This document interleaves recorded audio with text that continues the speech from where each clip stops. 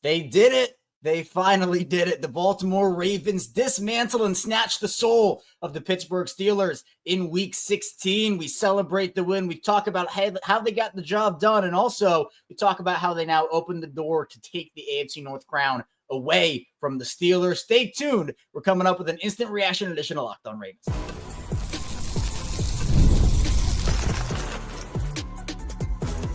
You are Locked On Ravens, your daily Baltimore Ravens podcast. Part of the Locked On Podcast Network, your team every day. Welcome into another edition of Locked On Ravens, your daily Baltimore Ravens podcast. I'm your host, Kevin Oestreicher of Ravens Wire, here with you on the Locked On Podcast Network, your team every day. Thank you so much for being here, of course, on this Saturday evening, a victory Saturday. Don't get to say that very often, making Locked On Ravens both a part of your day and your first listen each and every single day. Of course, we're free and available for you on all podcasting platforms. That includes in video form on YouTube, where you can like and subscribe. Also in audio form, where you can follow along and subscribe over there as well. 5-day-a-week Ravens show here on Locked On Ravens, plus more, obviously, like these live episodes after games, after pieces of Ravens big news as well. So be sure to tell a friend, tell a family member about the show as well. Today's episode of Locked On Ravens is brought to you by Hillsdale College. Go right now to hillsdale.edu/locked on to enroll. There's no cost, and it's easy to get started. Man, This is a glorious night. This is a glorious evening we have here. I can't even put into words. I mean, that's my job, right? I'm here to talk about the team, but I'm so fired up. Seriously, I'm like legit. Let's go. The Ravens needed this. They talked a big game all week about it, and here they are backing up the talk, right? That's what I said on the show all week. They needed to back up their talk, and that's absolutely what they did. The Ravens absolutely snatched the soul of the Steelers in the fourth quarter. Was it easy the whole way? Absolutely not. I didn't expect it to be, but the Ravens, all that they needed to do was win, just win. Look, for a lot of different teams, it depends on like what the team you're playing is, how you want the win to look. I think everybody in Baltimore, myself included, was, man, just win the game. If it's by 1, if it's by 30, don't let the Steelers celebrate a division title, your division title, on your home field. And the Ravens, they came to play. There were some moments of weakness. There were some moments of, oh man, here we go again. But at the end of the day, the Ravens got the job done. Records being set, accomplishments being made. And the Ravens now move to 10-5, as are the Pittsburgh Steelers. And in my opinion, I believe I already know who the Ravens are going to face in the playoffs in round 1, assuming they do win the division and get the 3 seed. So we'll talk about all of that today on the show. Man, got to start off with Lamar Jackson in this game. Now 2-0 in the Lamar Jackson's mom cussing him out era. So thank you to Mama Jackson for doing that. But Lamar in this game, I was impressed overall. Did have the 1 interception, and we'll talk about that. There was a miscommunication between him and Rashad Bateman. But Lamar, 15 of 23, 207 yards, 3 touchdowns, 1 interception. You know, the stats won't tell you Lamar threw for a ton of passing yards, right? That's fine. I still thought Lamar was on point for the majority of the day. He had a couple of really nice throws, one to Zay Flowers. The one that everybody's going to be talking about, though, is the interception where Rashad Bateman stopped his route. There was, again, that miscommunication there. But outside of that mistake, I thought Lamar overall was really good in this game. But here's the thing that didn't end up happening. Oh, wait, my box score. Yeah, okay, I'm good. I got the right box score. But here's the thing that really defined this game on offense for the Ravens. The Steelers came into this game as a top 5 rushing defense. Man, they looked like the worst run defense in the NFL for the majority of the game in this, right? The majority of the game. Because Derrick Henry ran absolutely wild on the Steelers defense. 24 carries, 162 yards on the day. This is something, if you're an everyday listener or Locked On Ravens, first of all, thank you for all the support. But we talked about this on the show, saying the Ravens needed to establish their run game, because what happened? The Ravens early in this game, when Derrick Henry, it was Derrick Henry run after Derrick Henry run, and they were really getting into that rhythm. The Steelers had to sell out to stop the run. They were bringing safeties down in the box. They were cheating down on the run with their linebackers. And so when Lamar did that fake pitch toss to Derrick Henry on the Isaiah Likely touchdown, you saw them bite on that play fake. That's what makes this offense so dangerous when it's all humming. right? When it's all humming. That's the big important part of this. If the Ravens don't really get to establish their ground game, the play action isn't as effective, right? It's not as effective. But I thought that in this game, the Ravens and their ability to establish the run opened up everything. Now, yes, Pittsburgh didn't have 3/4 of their secondary for the majority of the game. They didn't have George Pickens. So guess what? The Ravens did what they were supposed to do. They dominated on the ground against TJ Watt, who was injured and clearly not 100%. And they were able to work their play action game off of that. And so a 34-17, by the way, I called 17. I actually I said 24-17. I obviously will take this score. I like this score a lot more, but I was kind of close on my final score prediction here, but I was really impressed with how Baltimore did that in this game because we didn't really see it last time, right? Derrick Henry had the fumble early. Baltimore kind of went away from the ground game. And by the time I think they wanted to reestablish it, it was a little bit too late. Early and often, this was the Derrick Henry show, and obviously Lamar Jackson put on a show of his own as well. By the way, would love to hear where everybody's tuning in from. I see Fernando here. Hey, from Brazil and a Ravens fan since 2007. Appreciate you checking in, Fernando. I know we have a lot of different people from a lot of different places tuning in, so be sure to put where you're listening or watching to the show down in the comments or in the live chat if you're here with us live on Locked On Ravens. Now, Lamar in this game, I thought we saw that deep ball late to Zay Flowers, which was really nice. He had 5 receptions. Zay did for 100 yards as well. And Zay talked a lot too this week. We talked about that early on, right? Where Zay talked about how the Steelers pass defense, the Steelers didn't really do anything that stressed them out. And Zay went out there. And this Raven, you could tell from the jump, this Ravens team wanted this game. Zay pulling his foot from the clutches of, was it Beanie Bishop? I think it was Beanie Bishop, but pulling his foot. He was all hyped up. Marlon taunting Calvin Austin on his pick 6. We'll get to the defense in just a couple minutes here. But, man, I'll tell you, the Ravens needed this because we knew the stats coming into this game. The Steelers have won 8 of the last 9 games, and there obviously are some funky things going on there with the Ravens clinching the playoffs before they played the Steelers, Lamar being injured. But now the Ravens, this is an opportunity for them, which we'll get into in the second part of the show about how they can steal this AFC North division. But I thought the defense for the majority of the game, there were some ups and there were some downs, right? That's really the story of the game here. But I'm going to, if we had to pick one player to say, hey, this player won the game for the Ravens in terms of a momentum shift, I think our Darius Washington flipped this game on its head. If I'm given a game ball in that locker room, if I'm John Harbaugh, and of course that hasn't happened yet at the time of this recording, I'm of course trying to peruse through Twitter as we're talking here, getting all the latest quotes and updates for the live show now. But if I'm giving a game ball, I'm giving all of them to our Darius Washington. All of them to our Darius Washington. That play on Russell Wilson, as he was essentially going to walk into the end zone, forcing a fumble, the Ravens recover at their own 4-yard line. That would have been a 14-7 deficit. And instead, the Ravens go down the field and take the lead themselves. Darius is a physical player. He's not the biggest player. He was a guy that if you listened to me way back in the day on Locked On Ravens during that draft process, I wanted the Ravens to take Darius in the 3rd round. I was like, this man's a baller. He fell due to his size. He was undrafted.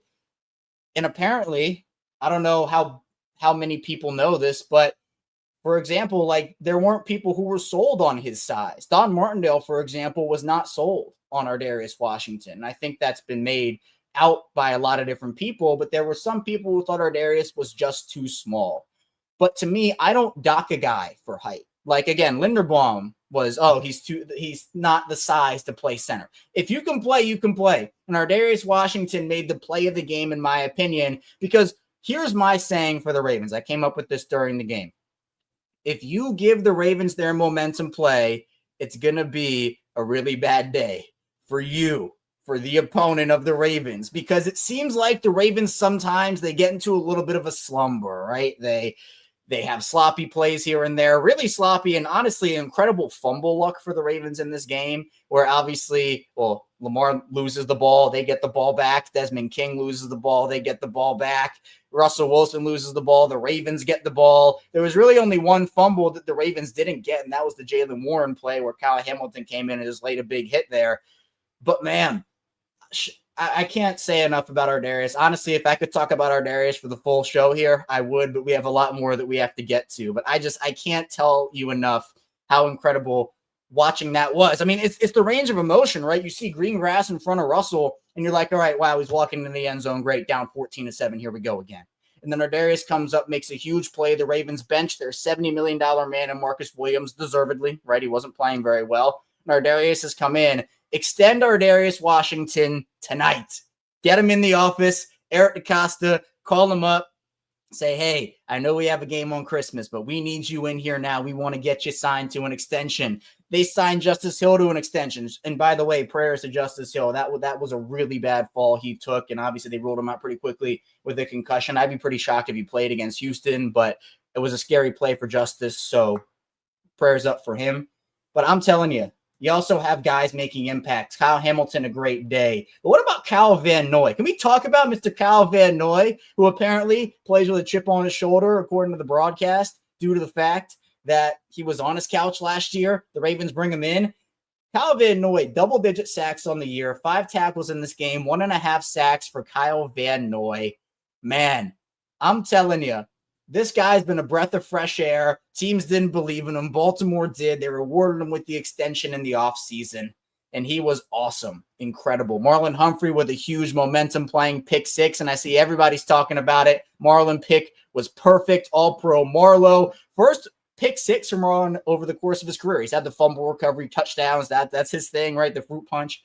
But you have guys stepping up left and right. Now, there were a little bit of concerning points about the middle of the field defense at times. And, you would like to see the Ravens give up less big plays to that Steelers offense.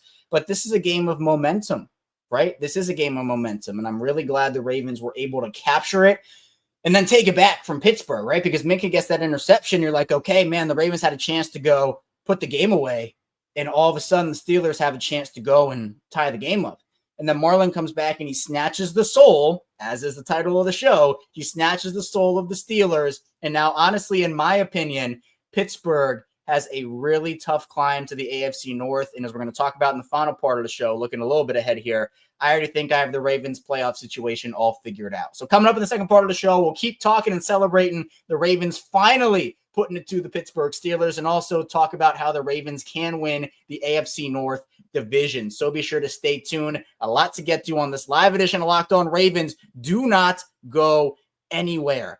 First, this show is brought to you by PrizePicks, and PrizePicks is the best place to get real money sports action. With over 10 million members, billions of dollars in award winnings, PrizePicks has made daily fantasy sports accessible to all. You just pick more or less on at least 2 players for a shot to win up to 1,000 times your cash. Run your game all season long on PrizePicks, America's #1 daily fantasy sports app. I love going on PrizePicks personally, seeing everything they have going on over there. And make your holidays bigger and brighter with PrizePicks, the best place to get real money action while watching your favorite sports. You can now win up to 1,000 times your money on PrizePicks, and PrizePicks now offers MasterCard for quick and easy deposits into your account this sports season. Join now because this holiday season, PrizePicks is giving away 2 free picks in December, and they're giving away $30+ million in rewards during Picksmas. So if you think James Cook will get more than 60 yards next week, or Joe Burrow passes for more than 1.5 touchdowns, cook up hot takes with your friends, and win real money this football season when you and your crew run your game on PrizePicks. So in this Ravens-Steelers game, if you had more on those Derrick Henry rushing yards, you're probably living large over on PrizePicks. Download the app today. Use code LOCKEDONNFL to get $50 instantly after you play your first $5 lineup. Again,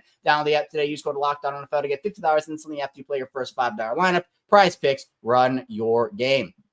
And the show is brought to you by the College Football Playoff. It's that time of year. The College Football Playoff is back, and with the newly expanded 12-team format, it's guaranteed to be bigger and better than ever, bringing you all the hard-hitting and high-flying excitement that you love. TNT Sports coverage of the College Football Playoff begins December 21st, starting with the College Football Playoff kickoff show presented by AT&T at 11 a.m. Eastern, leading into our first matchup, the Southern Methodist University Mustangs battling the Penn State Nittany Lions at noon. Then the Clemson Tigers look to upset the Texas Longhorns in a showdown at 4 p.m. Eastern. Don't miss a moment of the action. Watch the College Football Playoff presented by Allstate live on TNT, True TV, TBS, and Max. We're back, Locked On Ravens. Kevin Oestreicher. Ravens beat the Steelers. Come on now. Here we go. 34-17, the final score. I absolutely love it. And checking in, I asked where people were from here. We got Finland. We got Michigan, California, New York, New Jersey, Chicago, Atlanta. Man, this is awesome. South Africa, Connecticut. Incredible turnout here. on Locked On Ravens for an incredible win. Baltimore, of course, beats Pittsburgh. And be sure to hit that like and subscribe button here in video form and audio form, as we're a 5-day-a-week daily Ravens show. We hit 10,000 subscribers. My Dixie Cup outfit I'm going to wear for a full week, that is on the way. The holiday shopping gets it a little weird. I don't even think it's coming before Christmas at this point, but it'll be here, and I'll wear it. And we're talking here about how the Ravens can now win the AFC North division. In my opinion, I'm picking the Ravens to win the AFC North. I may be bold, maybe not, but in my opinion, I feel like Baltimore, not that it's a shoo-in, but I feel a lot better about Baltimore's chances. Baltimore eliminates the head-to-head tiebreaker, right? Head-to-head tiebreaker's gone. Now it comes down to division record. Pittsburgh still has the advantage in division record, so the Ravens still need some help from Pittsburgh to win their division. Pittsburgh has to lose one of their games, Baltimore would have to win out, or Pittsburgh would have to lose both of their games, and Baltimore would have to lose one of their two. That's how this works for the Ravens. But you see, here's the schedule thing. The Ravens are going to Houston on Christmas Day to play the Texans. And the Texans got decimated with injuries again. Prayers to Tank Dell. That was just an absolutely horrid injury, and I feel so terrible for him. Obviously, he had the injury last year and the whole offseason situation, and now this. So prayers up to Tank Dell. But Houston is a banged-up team. They don't look good, and I think that they're a one-and-done in the postseason. I feel like Baltimore beats Houston. That's my opinion. Who knows? We'll have to watch the game on Wednesday, but I feel like Baltimore wins that game. Next, you have the Steelers, who have to play Kansas City. In Kansas City, we can say what we want about them. They find ways to win games, and it's a good shot that Kansas City beats Pittsburgh. Now, Pittsburgh could honestly turn around and beat Kansas City. I mean, it wouldn't necessarily shock me. Kansas City is not foolproof this season by any way, stretch, or form. But to me, I just feel like that's going to be a loss for Pittsburgh. So then Baltimore move ahead. Baltimore has Cleveland in week 18, and Cleveland is playing Dorian Thompson-Robinson, I think. And again, sometimes Baltimore does play down to competition. I'm not saying, easy win. Yeah, here. No, of course I'm not saying that. But if I had to predict, I'd predict the Ravens win that game. Cincinnati plays the Steelers. Cincinnati is going to be maybe fighting for their playoff life. If not, then maybe we have a different conversation. But there's a realistic shot Pittsburgh loses out and Baltimore wins out. And that would give Baltimore what I believe would be the 3 seed. So that's a little teaser for the third part of the show, because I think the Ravens playoff opponent is going to be set. But back to the Steelers in the Ravens game here. Look, we talk about a lot all the time on this show about sloppiness, and there was certainly sloppiness in this game. But I need to give a shout out to the Ravens because, look, my thing here is we give criticism where it's due and we give praise where it's due, right? We're fair in that. I'm not going to come on here and overly praise a guy when they don't deserve it. I'm not going to come on here and overly criticize a guy when that is not deserved. But I'm going to give a shout out to John Harbaugh and this Ravens team in the penalty department. In this game, the Ravens, 2 penalties for 10 yards. I think one was declined, but 2 official penalties for 10 yards. That's great. That's a big shift. And that's what the Ravens need to do moving forward. Because we talked about it all week here on Locked On Ravens, right? They are a team that has been very sloppy penalty-wise. They ranked last coming into this game of every statistical category penalty-wise. Penalties against, yards per game penalty-wise, net penalties. That to me, right? That to me is one of the big reasons why Baltimore was able to win the game, or even just early in the game, keep up or keep even with Pittsburgh, or not letting Pittsburgh get ahead. That was the big thing. Pittsburgh had 5 for 29. Wasn't an overly flag-happy game for either one. But, Christopher, I feel you on those fumbles because that was pretty incredible fumble luck for the Ravens. Pretty incredible fumble luck where you had Desmond King have the ball pop out. Obviously, Lamar fumbled the ball before that one, and then Desmond King had the one late, and then the Darius one as well. The only one the Ravens didn't get was Jalen Warren, who had that hit from Kyle Hamilton. But that's what it is, where the Ravens have a big part in the reason they're able to win these games. But sometimes it's just a matter of does the ball bounce your way or not. Like sometimes it does do that because who knows what type of game we're talking about if the Steelers aren't pinned inside their own, 2-yard line. Tylan Wallace, a heck of a play there on special teams. Who knows what happens if the Steelers recover that Desmond King fumble, So that to me is like, hey, the Ravens had a lot in this game to go win it. I thought they established the run very well. Obviously, Lamar made plays, the defense made plays. But I agree with this comment here. You can't be sloppy with the football. You can't be that sloppy with the football. 100% agree with this one from Max, because it doesn't always shake out that way, right? Like fumble luck doesn't always go that well for you, as the Ravens obviously know, considering what happened last time the Ravens played the Steelers. But hey, you know what? When it happens, you take it and you move on and you win the game, because a win is a win, regardless of what it is. Now, I saw some comments about the offensive line, Cam, asking how I'd rate the O-line play from the game 1 through 10, and Tactical saying the D-line put a lot of pressure on Russ. He couldn't get in the groove. Incredible game from the Ravens defensive line. Michael Pierce, Calvin Noy, who we talked about, Adafe Owe. I thought David Ojabo was really good in this game. He was active. He was all over the place, in my opinion. But the Ravens offensive line, certainly some pressure is given up. The guard play is interesting, I would say. Passion McCary has not been overly impressive these last couple of weeks. And look, here's the thing, and this is what we can talk about, because the Steelers, I thought, tried to blitz Lamar Jackson a lot, force him to make quick decisions. I thought that they were bringing pressure up the middle, so you had to have your blitz pickup be on point, and Lamar had to be reading the defense there, right? That's a strategy some teams have tried to use against Lamar. Sometimes it hasn't worked. I thought that it was sometimes effective against Lamar, but then you just see him, like, again, float the ball to Mark Andrews, float the ball to Zay Flowers, and those are the types of throws you have to hit. The Ravens got the screen game going as well. And look, I've been saying this for years. I started the show in 2019. I've been saying this ever since 2019. What is the best what is the best way to combat the blitz, combats a heavy blitzing defense? Is the short passing game. It's the extension of the run game. And to me, I thought that Baltimore did a pretty good job overall of what they needed to do in those situations, because you don't have enough time to let some of those deep passing plays develop when a team is rushing 6 or 7 against you. You have to make quick decisions, guy in the flat, screen pass, crossers. Like, that's all things that have to work out. The Rashad Bateman play, obviously Rashad stopped. But then you have like a screen of Derrick Henry or Mark Andrews getting involved, Zay getting involved. Those are the types of plays you need, and I'm glad the Ravens were able to do that. And especially, look, Tactical, I'm with you. The run blocking was awesome in this game. Second level, they were getting there. They were opening up holes. Didn't see a lot of Steelers defenders breaking free. There were certain plays where Derrick Henry got stopped, right? But this, to me, was a pretty solid. So on a scale of 1 to 10, I'd probably say 7.5. I thought that, again, some of the guard play was a little questionable at times, especially on that third down run of Derrick Henry. Lamar was certainly mad about that. But in my opinion, I thought it was overall a decently solid game, and especially against a physical defensive front, right? A physical defensive front, because we've seen this season physical defensive fronts giving the Ravens issues. Philly, Pittsburgh, Kansas City. So all that being considered, I feel like Baltimore's offensive line did pretty well. Now, I've seen this question a lot. I see a comment from Randy here. Where is Keaton Mitchell? I've seen it more in the chat as well. And here's my thing. And for those that don't know, I'm sure a lot of people do if you've been listening. I'm a Denver Nuggets fan.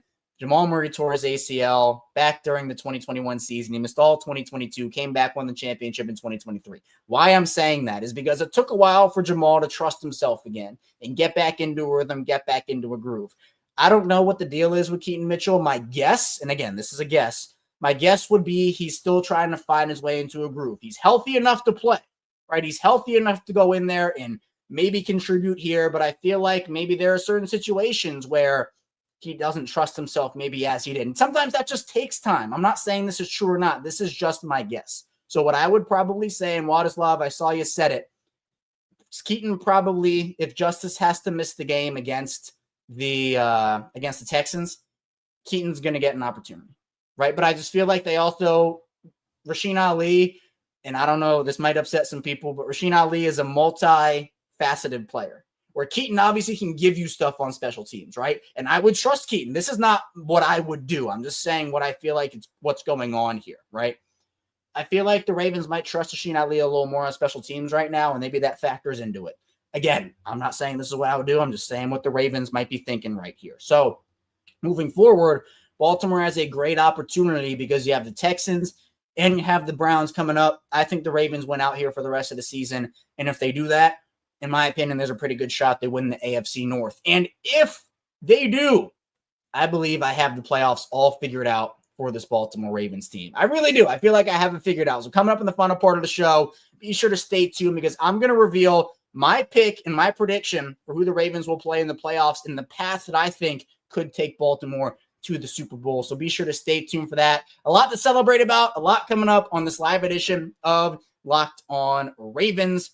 First, the show is brought to you by Hillsdale College. Time is our most precious commodity, so don't waste it scrolling through the same mind-numbing content for hours and hours. How can you spend it wisely to improve yourself? Our sponsor, Hillsdale College, is offering more than 40 free, that's right, free online courses, including Constitution 101, Introduction to Free Market Economics, and so much more. They have a course for the Great American Story and so much more. All of Hillsdale's courses are self-paced so that you can start whenever and tune in wherever. Plus, you can go deeper with readings, quizzes, discussions, or just enjoy the lectures. Go right now to hillsdale.edu/lockedon to enroll. There's no cost, and it's easy to get started. That's hillsdale.edu/lockedon to register, hillsdale.edu/lockedon. We're back, Locked On Ravens. Kevin Oestreicher jamming out with you here on this Saturday evening. Now it's kind of Saturday night. We're past 8 o'clock Eastern time here for this Ravens and Steelers win. Ravens win 34-17. They snatched the soul from the Steelers in the fourth quarter, and it was a glorious, glorious sight to watch. Again, we're a 5-day-a-week Baltimore Ravens podcast. So if you like daily Ravens coverage, we have a regular show Monday through Friday, and we also go out there and we talk about everything Ravens football on live shows, after games, after big news. We put out some bonus content as well. If you want daily Ravens coverage, be sure to keep it locked in here on Locked On Ravens, and also tell a friend and tell a family member.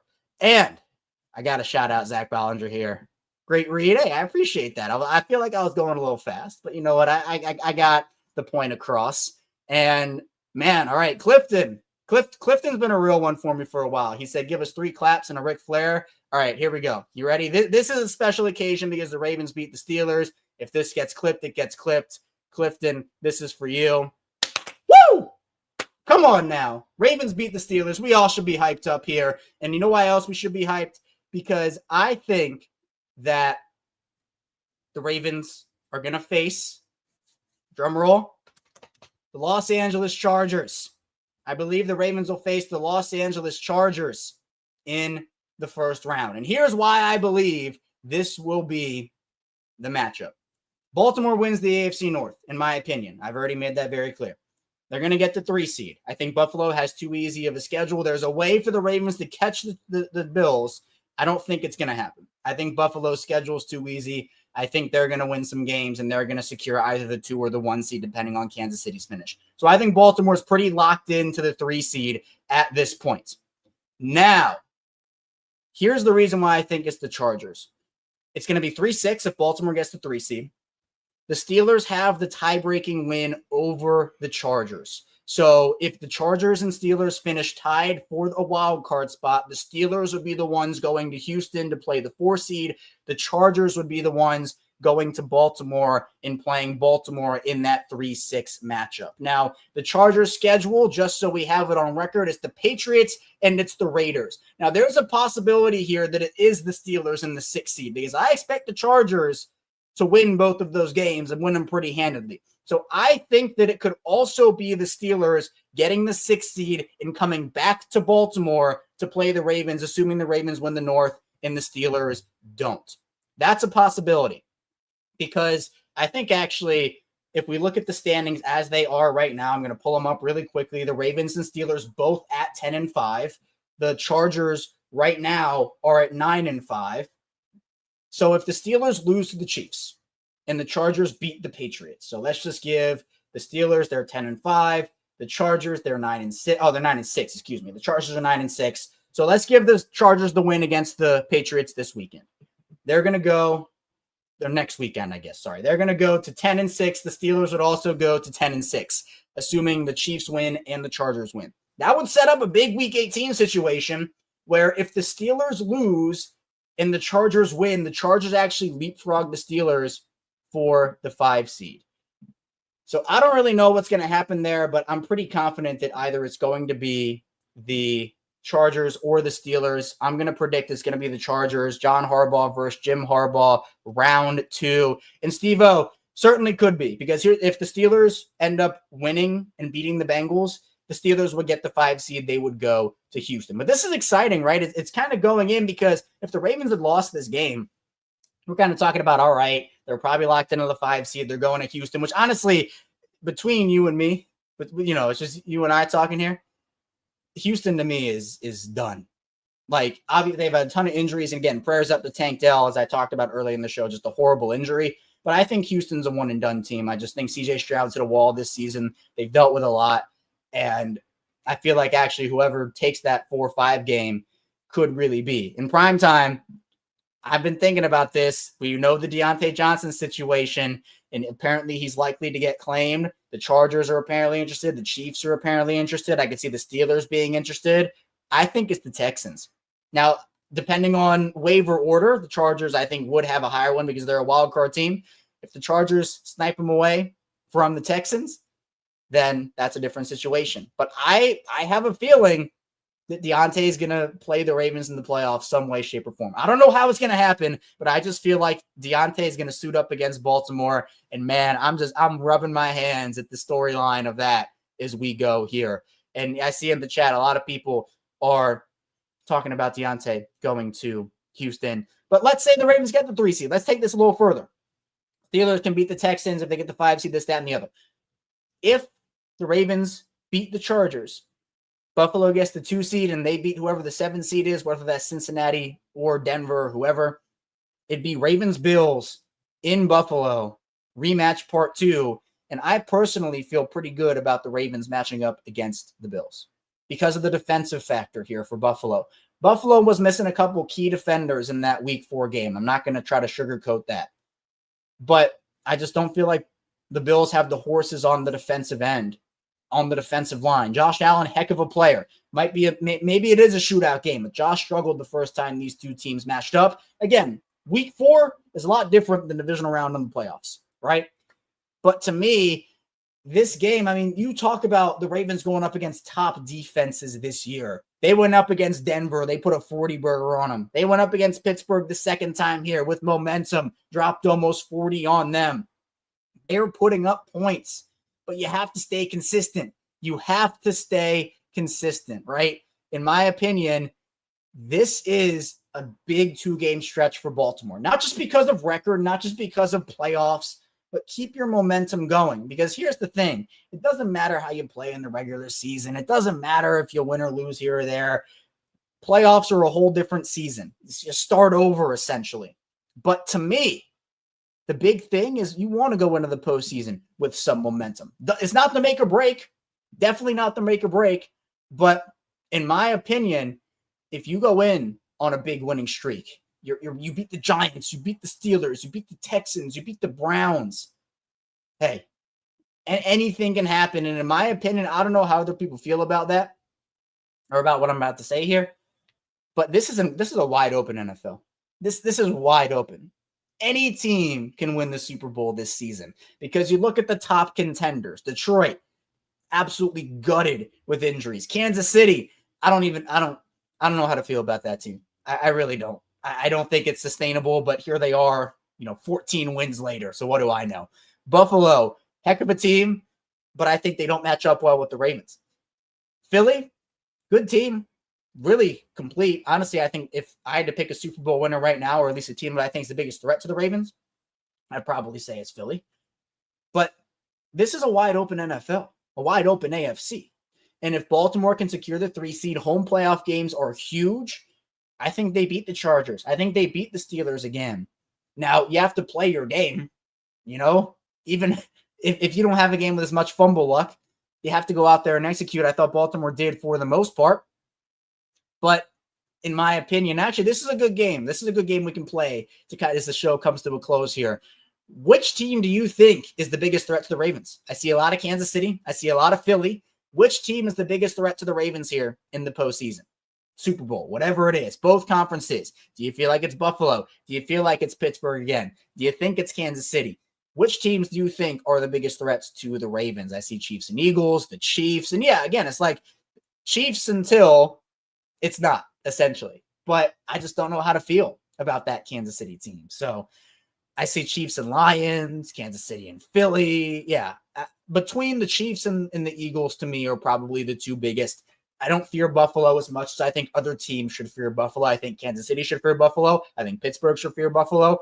I just don't think they match up great against the Bills. So, or against the Ravens, excuse me. That's where it is with that for me. But that's all I have for you here today on Locked On Ravens. Really appreciate everybody tuning in, all the support, and thank you for celebrating with me here on Locked On Ravens today. We'll be back here. We have a bonus episode coming out tomorrow on Sunday, so of course, no breaks on Locked On Ravens, especially after a big Ravens victory. So be sure to stay tuned for all that we have coming for you. Be sure to hit that like and subscribe button in video form and follow along in audio form for 5 days a week plus more of daily Ravens coverage. No days off on Locked On Ravens here. So be sure to stay tuned, and I'll see you right back here tomorrow on Locked On Ravens.